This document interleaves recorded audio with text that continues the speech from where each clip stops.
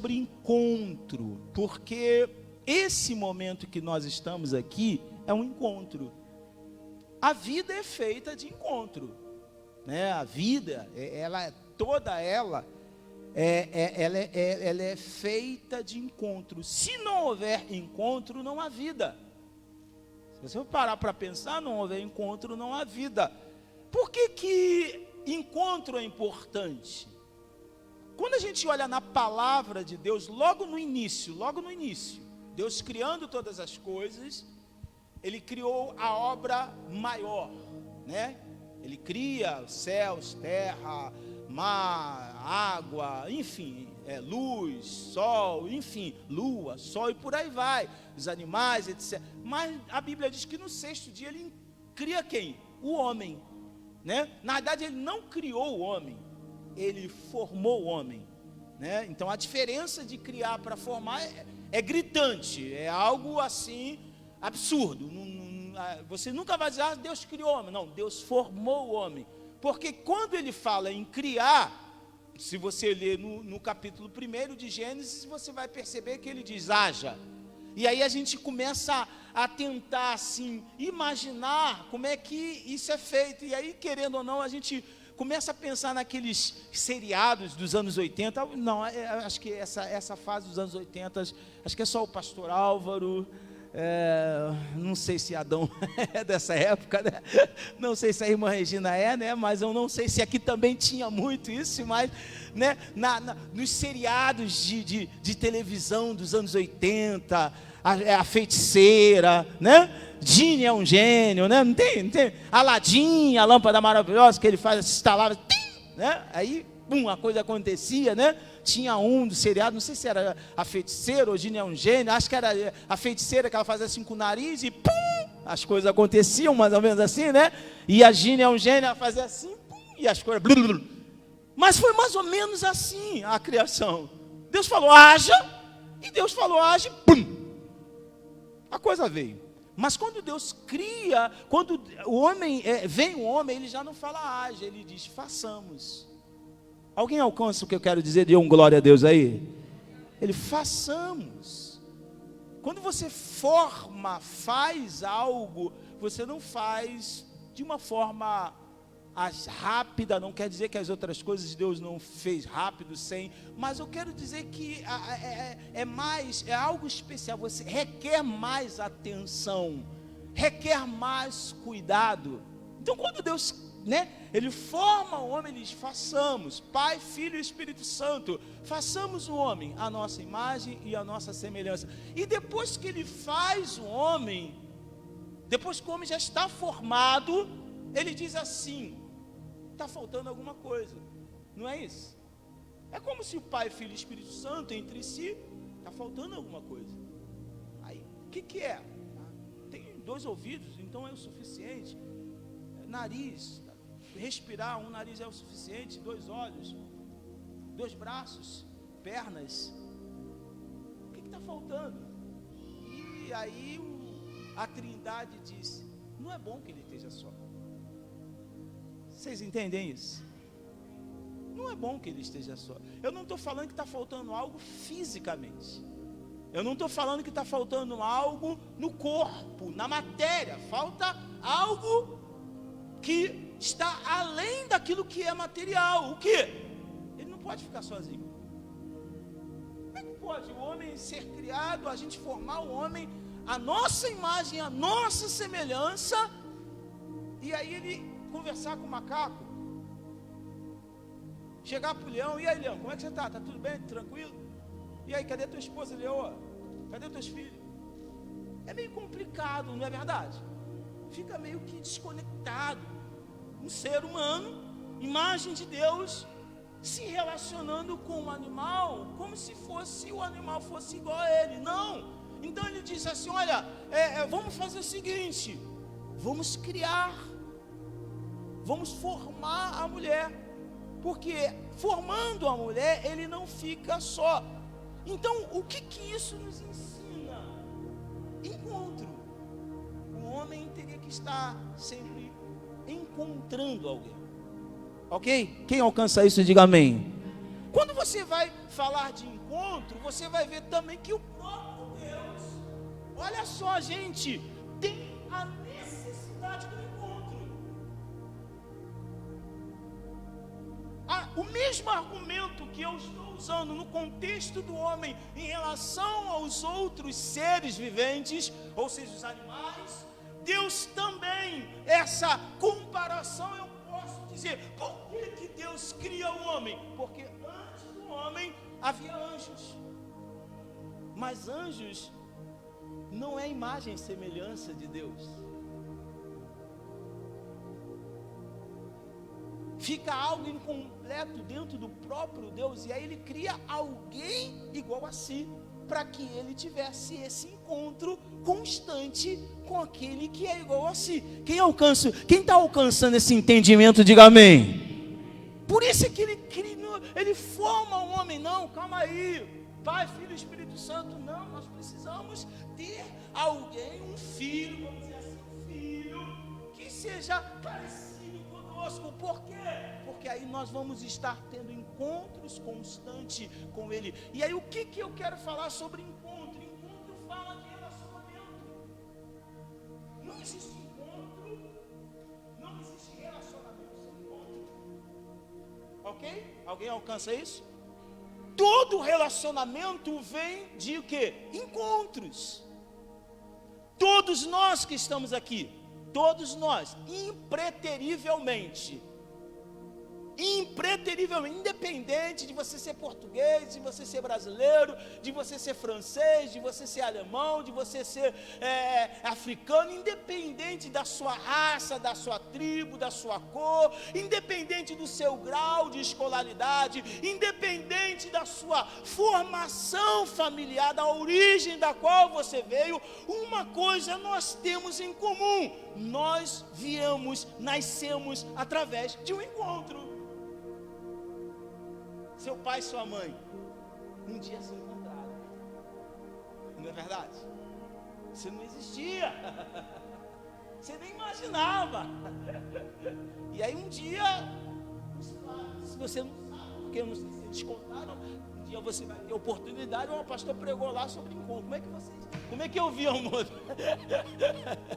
E aí você vai ter uma noção, naquele dia, naquela hora, enfim, não vai pedir para entrar em detalhe porque é algo íntimo, mas você veio de um encontro.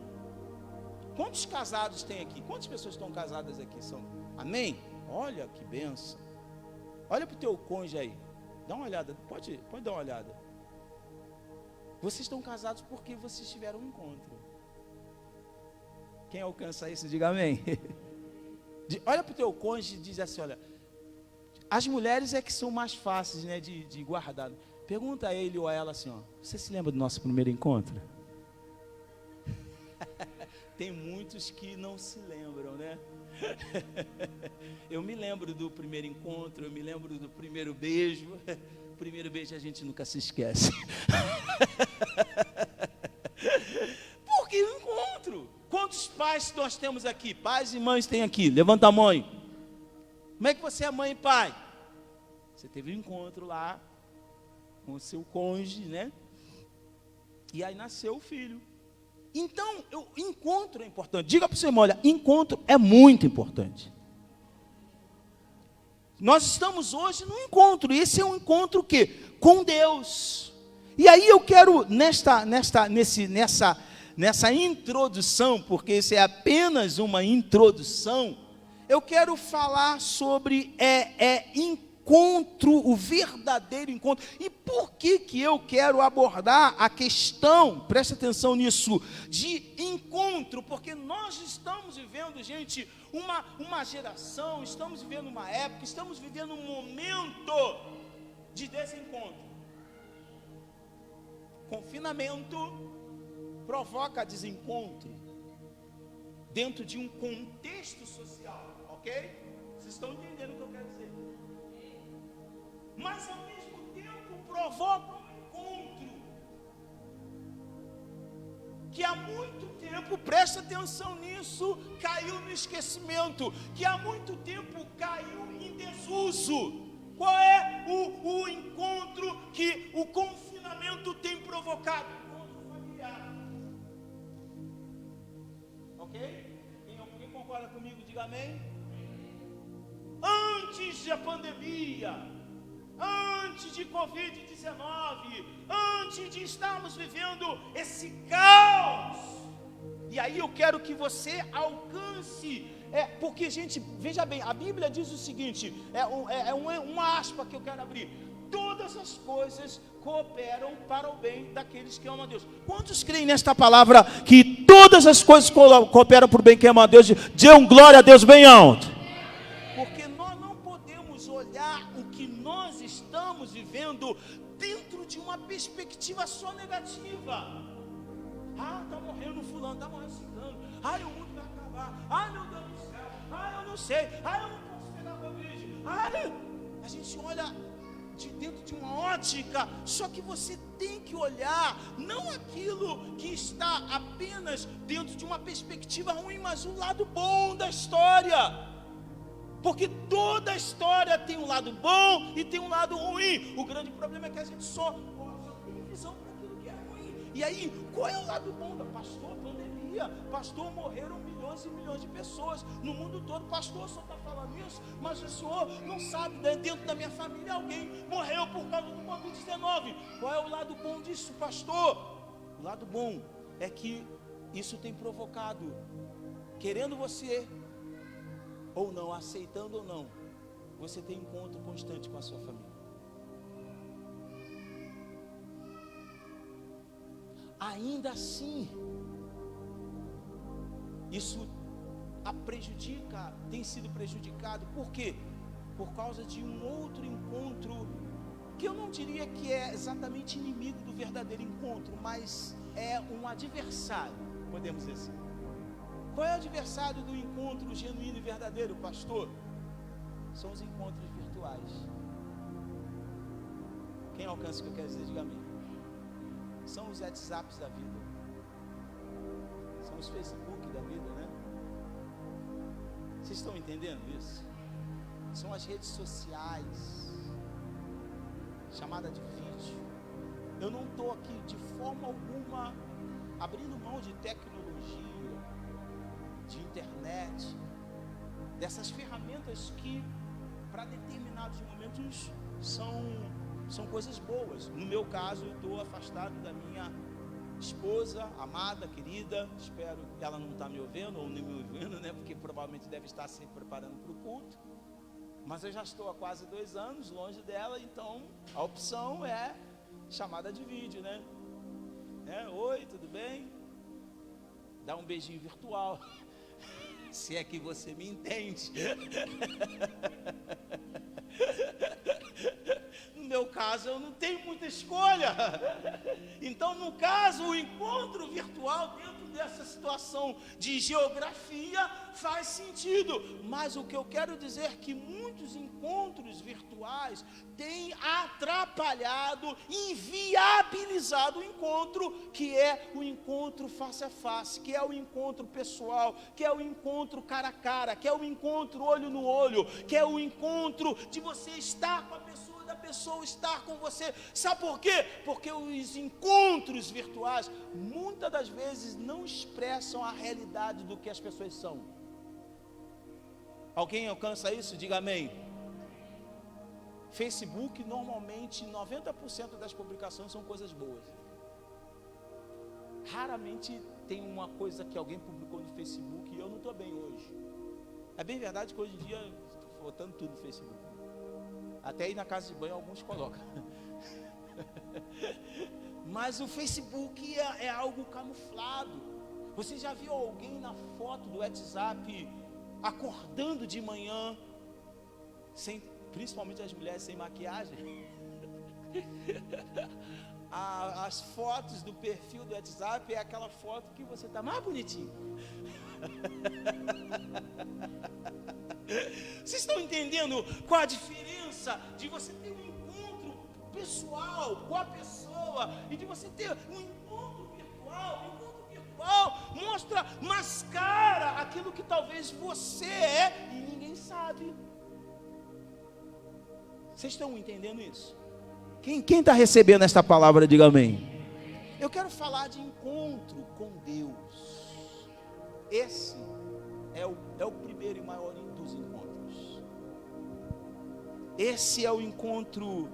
Eu diria que os outros encontros são considerados encontros por um tempo, por uma época, por um momento. Há encontros que nós tivemos que já passaram, que nos fez bem, mas hoje não volta mais. Mas o encontro que vai durar a eternidade é o encontro com Deus. Diga para a pessoa que está só, você precisa ter um encontro com Deus. E eu quero ler Isaías no capítulo 6, tá? Se você puder abrir a sua Bíblia. Isso só foi a introdução. Diga para o seu irmão, meu irmão, só foi a introdução. Isaías capítulo 6 diz assim, tá? Isaías capítulo 6, versículo 1, tá bom? No ano da morte do rei Uzias, eu vi o Senhor assentado sobre um alto e sublime trono, e as abas das suas vestes enchiam o templo. Serafins estavam por cima dele, cada um tinha 6 asas, com 2 cobriam o rosto, com 2 cobriam os pés, e com 2 voavam. E clamavam uns para os outros, dizendo: Santo, Santo é o Senhor dos exércitos, toda a terra está cheia da sua glória. As bases do limiar se moveram, e a voz do que clamava, e a casa se encheu de fumaça. Então, disse Isaías, disse eu: ai de mim, estou perdido, porque eu sou um homem de lábios impuros, e habito no meio de um povo de impuros lábios, e os meus olhos viram o rei, o Senhor dos exércitos. Então um dos serafins voou para mim, trazendo na mão uma brasa viva, que tirara do altar com uma tenaz, e com a brasa tocou a minha boca, e disse: eis que ela tocou os teus lábios, e a tua iniquidade foi tirada, e perdoado o teu pecado. Depois disto, ouvi a voz do Senhor, que dizia: a quem enviarei? E quem há de ir por nós? Disse eu: eis-me aqui, envia-me a mim. Então ele disse: vai e dize a este povo. Amém? Quantos recebem esta palavra, diga amém. Primeira coisa que eu quero trazer para você, dentro desse texto, dentro deste encontro de Isaías com o Senhor, primeira coisa que o Espírito Santo colocou no meu coração, e eu quero compartilhar com você, tá? Primeiro tópico é o seguinte: o encontro de Isaías com Deus foi um encontro individual. Preste atenção numa coisa: todo encontro com Deus tem que ser individual. A Bíblia diz que Isaías estava no templo. E aí a gente começa a deduzir: pastor, opa, para aí, está pisando a bola, hein? Já não estou gostando dessa pregação. O senhor disse que Isaías teve um encontro individual, ele estava na igreja, eu estou na igreja, então não estou tendo encontro individual. Alguém entende isso? Só que o que eu quero dizer é o seguinte: quando nós falamos de encontro individual, e mesmo que Isaías, provavelmente ele estava no templo, talvez esse templo da qual ele estava era um culto como hoje nós estamos, ainda que ele estivesse no meio coletivo, no meio de várias pessoas, você tem que entender que você está aqui, e que você talvez esteja com uma pessoa do lado direito, do lado esquerdo, à sua frente, atrás de você, mas você precisa se desconectar desse momento para ter um encontro verdadeiro com o Senhor. Quem entende isso, diga glória a Deus. Não deixe as atenções externas tirar aquilo que é mais importante neste momento, porque não adianta, gente, preste atenção nisso. Nós ouvimos muito falar na Bíblia: o Deus de Abraão, o Deus de Isaac, o Deus de Jacó. Mas Deus, antes de ser Deus de Abraão, de Isaac e de Jacó, Ele precisa ser o seu Deus. Quem alcança o que eu quero dizer, dê um glória a Deus. E Ele só vai ser o seu Deus quando você tiver a sua experiência pessoal com Ele. Por que muitas pessoas não se convertem? Porque elas não ainda tiveram um encontro individual com o Senhor. Quantos pais colocam os nomes dos seus filhos de nomes cristãos, profetizando bênção, profetizando a história daquele personagem bíblico para o seu filho, transportando, o seu nome vai ser Lucas, porque você vai ser um evangelista, o seu nome vai ser João, porque você vai ser um apóstolo, o seu nome vai ser Pedro. Quantas pessoas profetizam, o pai e a mãe bem intencionado, o meu filho se chama Elias, o meu filho se chama Eliseu, e os pais dão os nomes dos filhos, nomes bíblicos, profetizando bênção, profetizando a graça de Deus, profetizando o favor de Deus. Mas aí eu quero dizer que isso não é o suficiente, porque se o filho não tiver um encontro com Deus pessoal, individual, ele só vai ter um nome. Você precisa ter um encontro com Deus. Tem muita, olha, você sabe a expressão de você estar no coletivo e não conseguir entrar no individual? É quando você está no culto e você acha o culto enfadonho. Esse culto está muito cansativo. O pastor está falando muito. O pastor fala muito, gente. Eu não conheço um pastor que não fale muito. Pastor que não fala muito, mas não é pastor. Eu acho que mais do que pastor falar, as mulheres.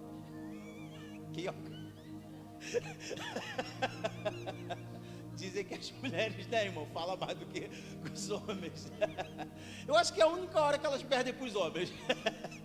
É para os pastores. Né? Pastor fala muito. O culto não termina.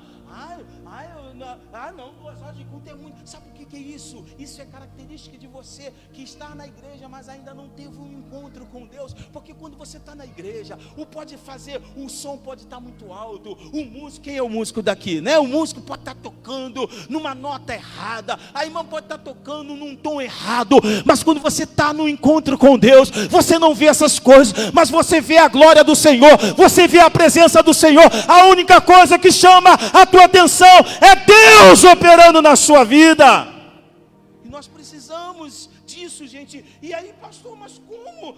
Na igreja, com barulho de criança, com barulho de som, com barulho desse e daquilo, eu posso ter um encontro com Deus?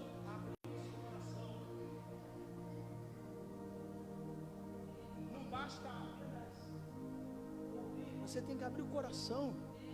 Jesus está aí batendo na tua porta, Ele quer entrar e Ele quer cear com você, e você tem que cear com Ele. Como te recebe isso? Dê glória a Deus. É individual.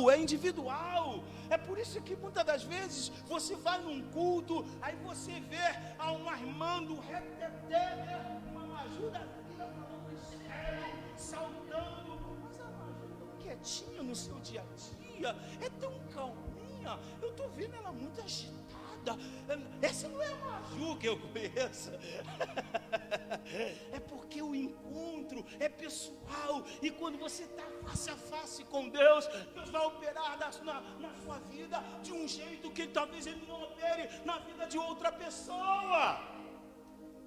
Encontro. A segunda coisa que eu vejo no texto de Isaías é que o encontro de Isaías com Deus, presta atenção nisso, e isso talvez seja o âmago da mensagem, talvez seja o cerne desta mensagem, é que o verdadeiro encontro com Deus, o encontro de Isaías com Deus nos revela que o verdadeiro encontro com Deus opera uma transformação de dentro para fora. Pastor, como assim? A Bíblia diz que ele teve um encontro. E sabe o que ele, nesse encontro com Deus, como ele reage ao encontro? Qual é a atitude de Isaías? Ele diz assim: ai meu Deus, eu sou um homem de lábios impuros, e eu habito no meio de um povo de impuros lábios. Isso é uma expressão que sai daqui da alma, do interior. Não é, veja bem, encontro com Deus não é uma transformação externa, e sim uma transformação interna. Quem alcança isso, diga glória a Deus. Não é algo que acontece no meu exterior. Eu estou na igreja, eu vou ter um encontro com Deus, Deus é poderoso. Dizem lá os cristãos que Deus, Ele tem poder para todas as coisas. Então, eu tenho uma orelha um pouco acima do que eu acho normal, e aí eu vou ter um encontro com Deus, Deus vai botar a minha orelha normal. Não, o encontro não é algo externo, mas é algo interno. Quem alcança isso, dê um glória a Deus. Gente, presta atenção nisso. Isso é algo que eu olhei no texto da Bíblia e eu comecei a pensar assim, cara, num tempo em que as pessoas, presta atenção nisso, num tempo em que as pessoas procuram transformações externas, Deus continua transformando o nosso interior. Vivemos uma geração em que as pessoas querem transformações externas, é cirurgia daqui, é cirurgia dali, é plástica daqui, é plástica dali, é botox aqui, é botox ali, é silicone aqui, e nada muda. Isso transforma apenas isso não transforma, mas isso deforma. Mas a verdadeira transformação, ela vem do nosso interior. É quando Deus toca no nosso coração. Quantos alcançam isso? Dê um glória a Deus bem alto. Tem gente que tem, eu preciso de uma transformação.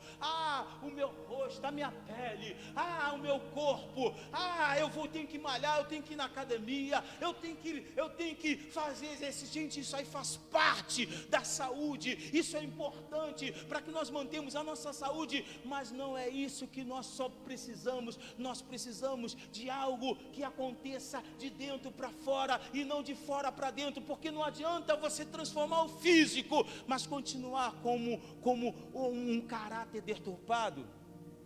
Quem entende isso que eu quero dizer, diga amém.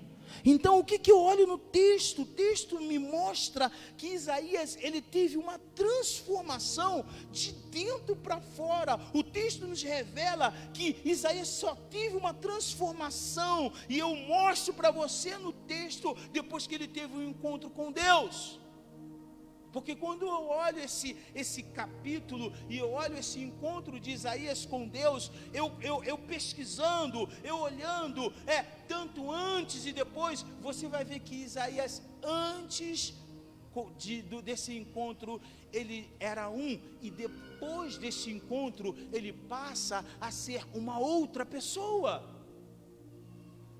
Quando eu olho esse texto, quando eu analiso esse texto, quando eu vejo não só o capítulo 6, mas os capítulos anteriores e os capítulos posteriores, eu percebo que houve uma mudança radical na vida deste homem.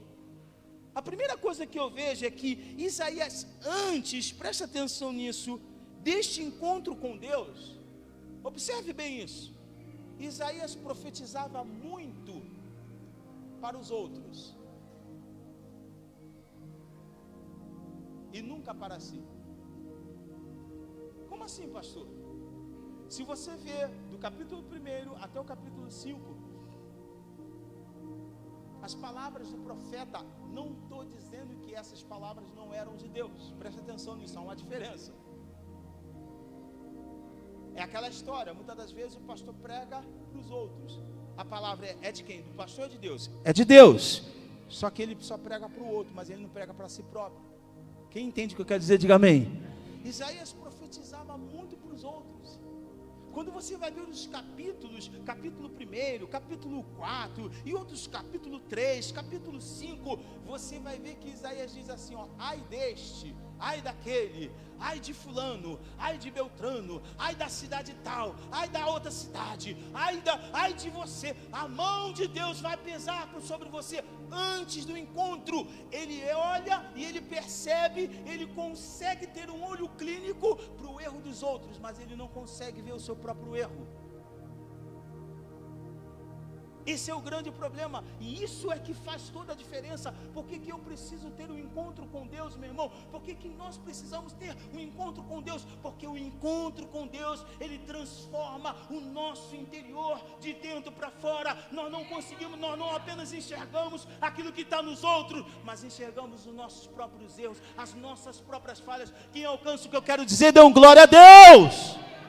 Ele vê o erro, ele repara naquilo que acontece em sua volta, mas ele não consegue ver aquilo que está dentro dele próprio.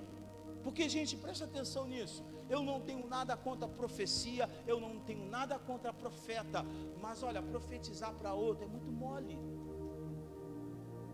Eu nunca vi um profeta profetizar para si, Maju.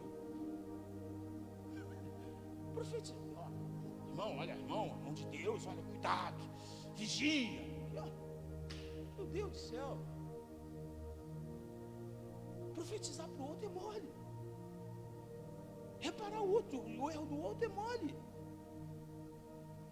Olhar o defeito, o marido olhar o defeito da mulher, facílimo. Você não cozinha bem, você não passa bem, você não presta para nada. Eu quero ver o marido olhar para si. Eu quero ver o marido se autoanalisar e ver que aquela lâmpada que a mulher pede para ele trocar há 200 anos continua no mesmo lugar. Que os maridos digam amém. Diga assim, eu recebo.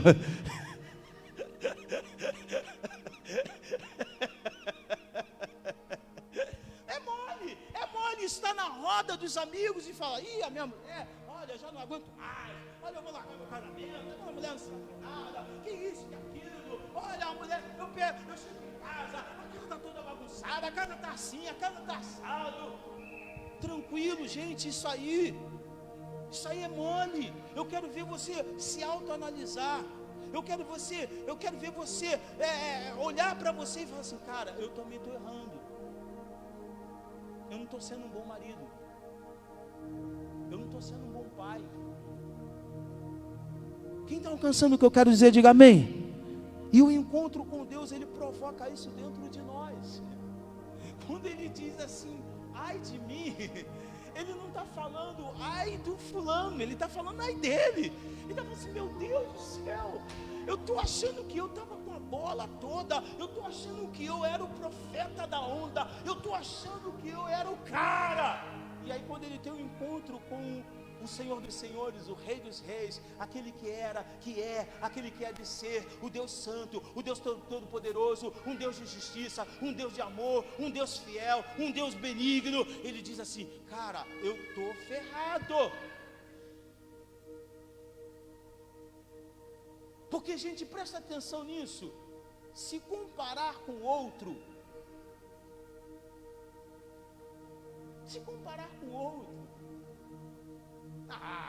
qual o nome do irmão? Maxwell. Me comparar com Maxwell? Maxwell. Quem é Maxwell? Quem é Maxwell? Maxwell, eu não conheço Maxwell. Eu sou melhor do que Maxwell. Eu sou assim, eu sou assado. Maxwell não é nada. Eu quero ver você se comparar com Deus. Desculpa, tá? É brincadeira. Quem recebe? Quantos recebem isso? Diga glória a Deus. Você pode se comparar com qualquer autoridade e achar que é melhor do que essa autoridade. Você pode se comparar com qualquer ser humano. A mulher pode se comparar com qualquer outra mulher e se achar melhor do que a outra. O homem pode se comparar com qualquer outro homem e se achar melhor do que o outro. Mas eu quero ver quando você está diante de Deus. Eu quero ver se você vai bater o peito, se você vai encarar, se você vai bater e levantar a tua cabeça e dizer, Deus! Sabe o que você vai fazer? Ai de mim. Eu sou um homem de lábios impuros. Eu habito no meio de um povo de impuros lábios. Ou seja, eu não sou nada. Eu pensava que era alguma coisa. Quem alcança isso? Mas eu não sou nada. Isso é uma transformação interior. Quem recebe isso, dê glória a Deus. Então a primeira coisa que eu vejo é que na vida de Isaías, ele teve uma transformação, e essa transformação é de dentro para fora. Essa transformação mostra quem ele era antes e mostra quem ele era depois. E aí o que eu quero ministrar para vocês, amados, a palavra de Deus nos adverte em vários textos que antes de olharmos para a vida dos outros, nós temos que olhar para a nossa própria vida. Sabe o que Paulo, ele diz para o seu filho na fé, Timóteo? Ele diz assim, Timóteo, tenha cuidado de ti mesmo e da doutrina. Continua nesses deveres, porque fazendo assim salvarás tanto a ti mesmo, como aos teus ouvintes. que Paulo está dizendo aqui para Timóteo? Timóteo, olha só, vigia, cara. Tenha cuidado de você. Antes de você ficar preocupado com os outros, antes de você ficar olhando para os outros, olhe para você. Olhe para a tua vida, olhe para o teu ministério, porque se você cuidar bem de você, você vai poder cuidar bem dos outros. Quem recebe isso, diga amém. Então a Bíblia nos adverte, nos mostra o tempo todo, gente, que nós temos que olhar para nós. Olha quantos participam da Santa Ceia aí, né? Eu não sei quando que é a ceia do Senhor aqui, mas é uma vez por mês. Mas o que Paulo fala para a igreja acerca da ceia? Ele diz assim, ó: examine-se a si mesmo o homem. Não é o pastor que vai te examinar e dizer se você pode ou não pode participar da ceia. Não é o pastor que vai dizer se você está em pecado ou não está em pecado. Não é o diácono não tem o pastor, o diácono, e me perdoe eu falar isso, o pastor, o diácono, qualquer autoridade eclesiástica dentro de uma igreja, ele não tem o poder de te avaliar, de dizer se você pode ou não pode participar. Sabe quem é que pode te avaliar se você pode ou não participar da mesa do Senhor? Nem o próprio Deus pode fazer isso, é você mesmo. É você mesmo. É você, quando os elementos estão passando, o Paulo diz assim, ó: examine-se a si. Como é que está a tua vida? Como é que foi a sua semana? Como é que tem sido o seu mês? Como é que você está? Como é que está o seu casamento? Como é que você está tratando teu marido? Como é que você está tratando tua esposa? Como é que você está lidando com os seus filhos? Qual é o exemplo que você tem dado no seu trabalho? Examine-se a si mesmo. Como estão os seus relacionamentos? Como você está? Que tipo de testemunho você tem dado para a sociedade? Você tem sido luz ou pedra de tropeço? Quem tem que se examinar sou eu. Quem tem que todos os dias olhar para a minha vida, porque o nosso relacionamento com Deus é muitas das vezes unilateral. A gente só tem uma perspectiva quando olha para Deus. Ah, pastor, eu tenho encontro com Deus todo dia eu faço a minha oração. Quando eu acordo de manhã, a primeira coisa que eu faço, eu não falo com meu marido, eu não falo com meu irmão, eu não falo com meus filhos, eu não falo com a vizinha, eu falo com Deus. Mas como você fala com Deus? Você fala com Deus da seguinte forma: Senhor, abençoa meu dia, Senhor, eu preciso disso, Senhor, eu preciso daquilo, Senhor, me dá um carro novo, Senhor, me dá um emprego novo, Senhor, eu quero isso, eu quero aquilo, Senhor, obrigado por tudo, amém? Ou será que você levanta e diz: Senhor, tenha misericórdia de mim, Senhor, eu estou sem força para fazer isso, para fazer aquilo, mas se o teu Espírito estiver sobre mim, eu vou me levantar e eu vou fazer. Quem alcança o que eu quero dizer, diga glória a Deus. Você tem que se autoexaminar. A Bíblia fala isso, a Bíblia nos mostra isso, a Bíblia nos revela que nós temos que olhar para nós mesmos. O grande problema é que nós não conseguimos enxergar os nossos próprios erros, e a Bíblia nos adverte constantemente. Paulo, ele fala para a igreja: examine-se a si mesmo o homem, e assim coma do pão e depois beba do cálice. A Bíblia diz também que Jesus, quando ele está diante dos fariseus, os doutores da lei, aqueles homens que conheciam a Septuaginta, aqueles homens que conheciam o Torá, aqueles homens que conheciam o Antigo Testamento de cabo a rabo, e a Bíblia diz que aqueles homens apresentaram uma mulher adúltera diante de Jesus e queriam matá-la apedrejada, porque era a lei: se pegasse alguém em flagrante adultério, teria que morrer apedrejado. E sabe o que Jesus diz para aqueles homens, para aqueles maiorais? Quem não tem pecado,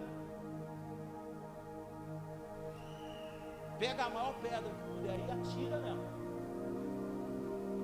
Mata sem pena e sem dó. Não refresca ela não. Se tiver alguém aqui que não tem pecado nenhum, meu irmão, pode pegar. Pega a pedra aí, dá com vontade. E o que aconteceu? Ninguém. Tipo assim, ninguém falou. Foram saindo de fininho, né? Alguns para dar uma disfarçada, porque ninguém admite, né, publicamente, né? Ninguém gosta dele. Cuida comigo. Já volto. Aí o outro falou assim, no WhatsApp, uma chamada urgente. Eu vou atender aqui, tá? Daqui a pouco eu estou de volta. Resolve aí vocês. Eu tenho que... Foram saindo.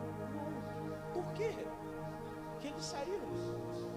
Eram os doutores da lei. Eram aqueles que conheciam a Bíblia. Tanto é que mostraram para Jesus, na Bíblia do Antigo Testamento, que aquela mulher teria que morrer apedrejada. Mas ninguém ousou. Por quê? Porque quando você olha para si, você vê que você também não é nada. Quem alcança o que eu quero dizer, dê um glória a Deus aí bem alto. Quero rapidamente falar sobre os processos do encontro com Deus. Encontro com Deus através de Isaías nos apresenta 3 processos. Primeiro, e não necessariamente na mesma ordem, todo encontro com Deus você precisa ver, você precisa ouvir e você precisa ser tocado. Diga assim: encontro com Deus é ver, ouvir e ser tocado. No ano em que o rei morreu, eu vi o Senhor assentado no trono. Primeira coisa que o encontro com Deus deve provocar a você, a primeira experiência, e essa experiência é sobrenatural, você precisa ver. Por que precisamos ver?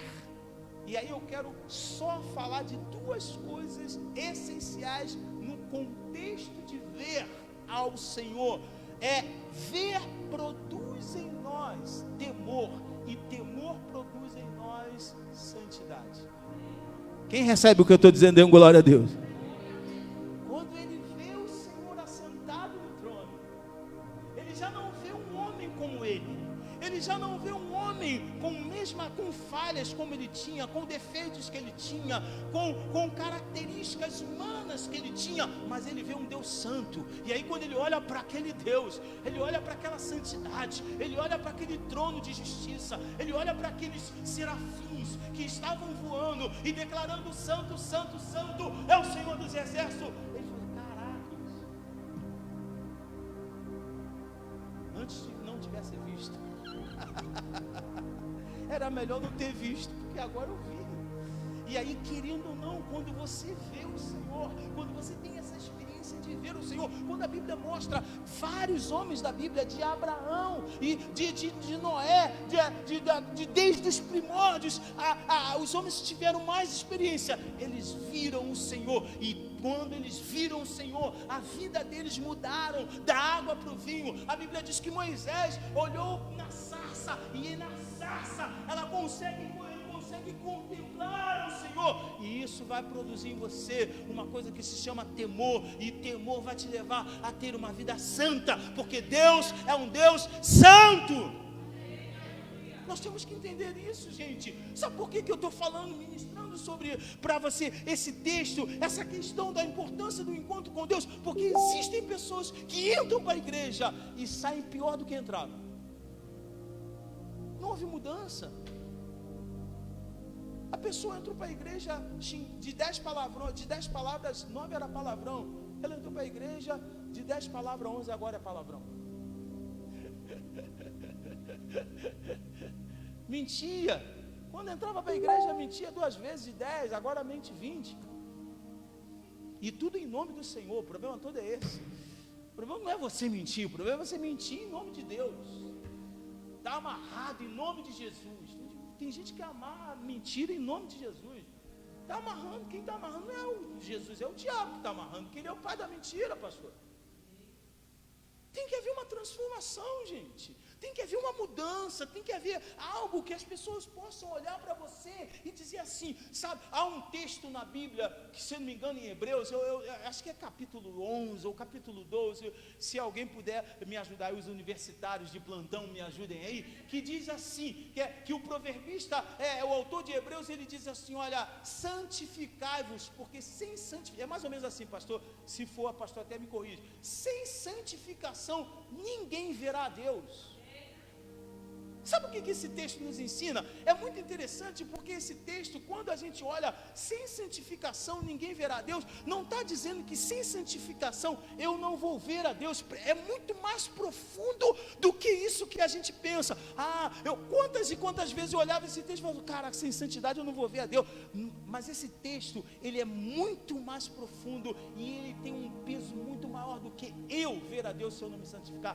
O que o autor está dizendo é o seguinte, sem santificação, se a igreja não tiver santificada, se a igreja não santificar ninguém, ou seja, os incrédulos não vão ver a Deus, ou seja, as pessoas só vão ver ao Senhor quando você tiver uma vida de santidade. Quem recebe isso, dê um glória a Deus. Quando eu me santifico, as pessoas olham para mim e falam assim, cara, esse cara é diferente. O que é? Ele é mais escurinho que os outros? Não. Ele é mais queimadinho? Não. Ele fala meio gíria. Deve ser do Brasil, é carioca. Não. Sabe o que as pessoas vão olhar em mim? Não é isso, é porque ele tem um jeito diferente, ele tem uma forma diferente de falar. Quando ele fala, vem uma paz, vem, sabe, algo que eu não consigo entender. Ou seja, quanto mais você se santifica, mais as pessoas verão a glória de Deus através de você. Quantos podem aplaudir e glorificar o nome do Senhor? Você precisa ver o Senhor para que você tenha uma vida santa, porque Ele é um Deus santo. Nós temos que entender isso, gente. Tem que haver algo, tem que haver uma mudança. Então eu falei de 3 processos que acontecem quando nós temos um encontro com Deus. Você precisa ver. Outro, você precisa ouvir. Sabe por que nós precisamos ouvir, gente? Porque há muitas vozes no mundo. Nesse tempo que nós estamos vivendo, nesse tempo que nós estamos passando de pandemia, de morte, de doença, de coronavírus, de variantes, dos governos não terem solução, da vacina atrasar, e tantas má notícias, tantas vozes ecoando ao nosso redor. Se você não ouvir a voz de Deus, você vai sucumbir. Se você não estiver conectado com os céus, se você não morrer de Covid, você vai morrer de maluquice, porque você vai pirar. Se você não tiver, com a sua internet, forte com o Senhor, se você não for morrer de Covid, você vai se suicidar, porque são tantas vozes, não adianta.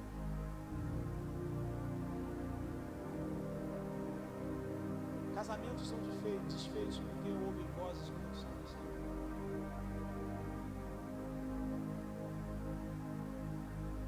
Os colegas de trabalho,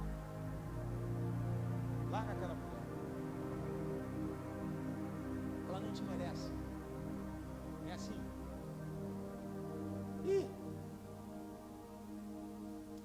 Rapaz, tu perdendo tua vida, sai fora, vive a tua vida, perde tempo não.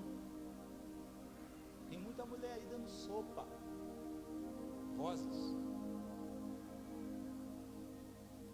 Larga aquele homem, ele beberrão, ele não presta, ele violento.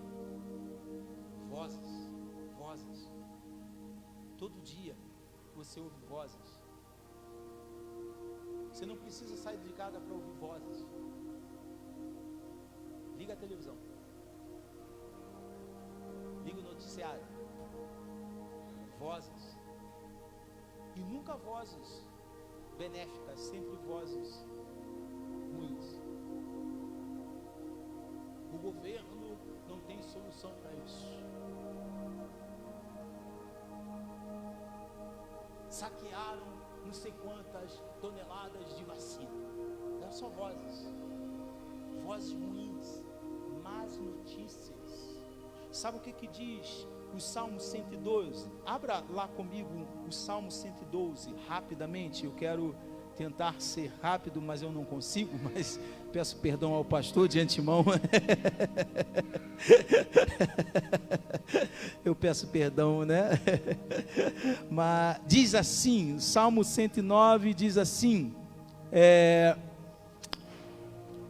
não temerá, versículo de número 7, não temerá maus rumores, o seu coração está firme, confiando no Senhor. O seu coração bem firmado não temerá, até que ele veja cumprido o seu desejo sobre os seus inimigos. O que diz esse salmo? Que ele diz que há más notícias. Na minha versão más notícias. Aqui está falando de maus rumores, ou seja, não dê ouvido aos maus rumores, não dê ouvido às más notícias. Sabe o que uma coisa nós temos que aprender, meus irmãos, e parece que é tão fácil o que a gente fala, mas na prática a gente esquece, é que o evangelho, a palavra evangelho significa boas notícias, significa boas novas, ou seja, a vida daquele que serve ao Senhor, ele sempre tem que ouvir boas notícias. Quem recebe isso, dê glória a Deus. Você precisa ouvir a voz de Deus, não as vozes do mundo, não as vozes que só te levam para baixo, mas você precisa ouvir a voz que te eleva para os céus. E a voz que te eleva para os céus, ela não te engana. A voz que te leva para cima, ela não mente para você. Jesus, ele fala assim, olha, no mundo vocês vão ter aflições. Ah, eu fui enganado, pastor. Eu tentei para... Tem gente que entra para a igreja, pastor Will, acha que eu estou para a igreja, vão acabar os problemas. Vida é mar de rosa. Pelo contrário, quando tu entra na igreja, a coisa vai piorar. Pastor, então qual a diferença? Se todo mundo tá ruim, eu vou para a igreja, piora? Qual a diferença de estar no mundo ruim e para a igreja pior do que estar ruim? É que na igreja está pior, mas você está com o Senhor, e Ele vai lutar as suas guerras, e Ele vai te dar a vitória em todas elas. Quantos recebem isso? Diga glória a Deus. No mundo está ruim, mas você está sem Deus. Jesus, ele fala, no mundo vocês vão ter aflições, mas tem de bom ânimo, eu venci, e vocês vencerão também. Essa é a verdadeira voz. Nós precisamos ouvir a voz de Deus. E o terceiro processo do encontro com Deus é que ele tocou no profeta. O texto diz, não vou ler para não perder tempo, que o anjo toca com uma tenaz na boca do profeta. Todo encontro, em alguma área, Deus vai tocar em você. Quem recebe isso, diga amém. Todo encontro com Deus, Ele vai tocar em você naquilo que mais você ama, naquilo que mais prende você na concepção de te afastar dEle. Vocês alcançam isso? Deus, ele toca em Jacó. Aonde ele tocou em Jacó, quando a Bíblia diz que Jacó lutou com Deus no vale de Jaboquel, a Bíblia diz que Deus tocou na articulação da coxa de Jacó, ou seja, Por que Deus toca na articulação da coxa de Jacó e é dali para frente Jacó passa a andar manco, ele passa a manquejar, ele já não anda como eu e você normal, ele já anda com a perna como se ele fosse meio que aleijado nos nossos dias. E o que isso simboliza? Qual o sentido espiritual de Deus tocar na coxa de Jacó e deixar ele manquejando? Porque Jacó, tocar na coxa significa andar, caminhar. E aí Jacó, ele tinha uma vida da qual ele andava fora do propósito de Deus. Ele conseguiu usurpar o trono, o lugar do seu irmão, através do engano. Ele manipulou, ele com a sua mãe, ele criou uma situação para roubar o direito da primogenitura do seu irmão. É bem verdade que o irmão não valorizava isso, mas mesmo assim, isso não dava a ele o direito de usar de forma ilícita para adquirir algo que não era seu. E aí sabe porque a primeira coisa que Deus faz quando ele tem um encontro com Jacó? Agora você não vai andar do seu jeito, você vai andar do meu jeito. Quem entende o que eu quero dizer? Diga amém. Deixa Deus te tocar. Fale com a pessoa que está só, deixa Deus te tocar. Se Deus quer tocar nos seus lábios, é porque você está profetizando mais maldição do que bênção. Quem entende o que eu quero dizer? Diga amém. Às vezes Deus precisa tocar nos nossos lábios, porque muitas das vezes nos meus lábios, nos seus lábios, saem palavras de maldição e coisas que nós às vezes não percebemos, gente. Quantas e quantas mães, quando os filhos tiram notas ruins, no lugar delas incentivarem os seus filhos, elas dizem: seu burro, você não vai prestar para nada, você é igual ao seu pai. Palavras de maldição. Quantas mulheres amaldiçoam seus maridos? Você nunca vai sair dessa, você é um viciado. Gente, você tem que profetizar bênção. Quem recebe o que eu quero dizer, diga glória a Deus. Há poder nas nossas palavras, nós temos que profetizar bênção. Eu me lembro de uma ministração que eu ouvi há muitos anos atrás, pastor Will, de um pastor que eu achei aquilo tremendo, e eu quero ministrar para trazer esse entendimento para você. O pastor, ele falou que quando ele criava os filhos, e aí os filhos faziam coisas erradas, malcriação, fazia arte, ou então de repente o filho na escola não tirava nota boa, ele não deixava de corrigir os filhos, ele não passava a mão na cabeça dos filhos, ele não dizia, coitadinho, não, sabe o que ele fazia? Ele dizia assim, ele chegava para o filho, já pequitinho ainda, o filho ainda não tinha nem formação, e ele dizia assim: seu doutor, seu advogado, vai estudar.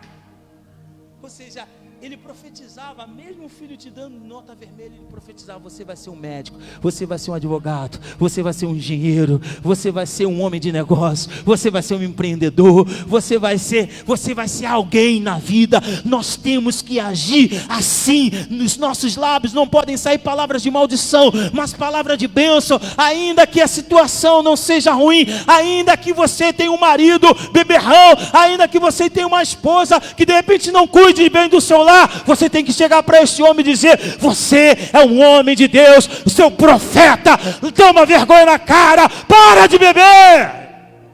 Quem recebe o que eu quero dizer, diga amém. Dá uma salva de palmas aí para o Senhor. Dos nossos lábios tem que sair palavras de bênção e não de maldição. Por isso é que Deus precisa tocar nos seus lábios.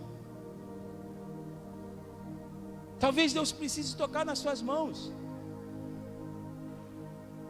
porque as suas mãos não controlam o controle remoto. E talvez esse controle remoto leve você a cenas pornográficas. Olha a importância do toque. Olha quantas áreas vulneráveis nós temos e que não percebemos, e Deus precisa tocar naquilo que te incomoda, naquilo que te distancie, daquilo que te afaste dEle, daquilo que te tira da presença dEle. Deixa Deus te tocar nesta noite. Deixa Deus te tocar nesta noite.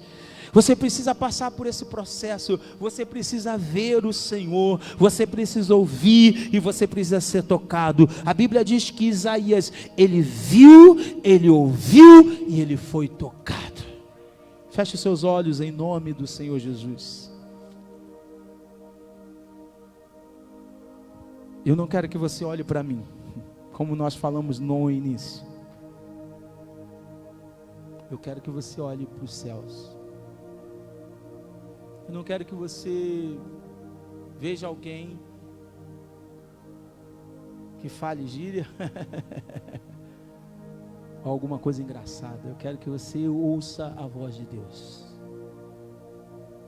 A Bíblia diz: tendo Deus outrora falado muitas vezes através de muitos profetas. Existem profetas nesta geração que são usados por Deus para falar ao seu coração. Pastor Will é um profeta de Deus para essa igreja. Ouça a voz do profeta.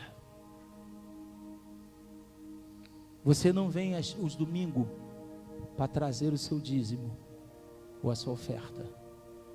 Você vem ao domingo para ser transformado. Nós temos que entender que a Bíblia fala que nós temos que andar de fé em fé e glória em glória. O que significa isso? Que hoje eu tenho que ser melhor do que eu fui ontem, e amanhã eu tenho que ser melhor daquilo que eu sou hoje. Andar de fé em fé e de glória em glória. Nós não vamos alcançar perfeição aqui na terra, mas vamos nos aperfeiçoar até chegar aos céus.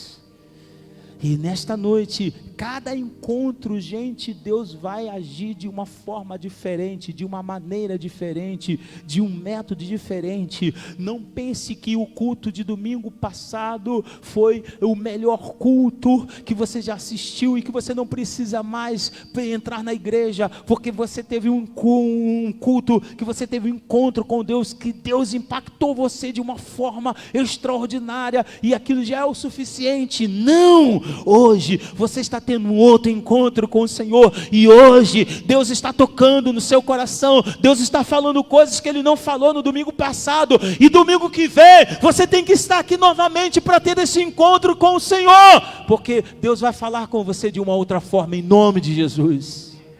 A Bíblia diz que o Senhor visitava Adão todos os dias. Deus nunca faltou com um encontro com Adão. Deus nunca vai faltar com você no encontro. Que o Espírito Santo fale ao seu coração. Feche os seus olhos em nome de Jesus. Se esta palavra falou alguma coisa para você, eu não sei, eu não o conheço. Se o Espírito Santo está aí batendo, você sente que o seu coração está dilatando mais do que o normal. Você sente um arrepio, alguma coisa, eu não sei, talvez você não sinta dentro de uma perspectiva humana, mas no espírito você sente que o Senhor tem falado. Eu queria que você, onde você está, fechasse os seus olhos, colocasse a sua mão no coração. Se você realmente, pastor, eu preciso de ter esse encontro com o Senhor. A minha vida está de cabeça para baixo. Eu já não sei mais o que fazer.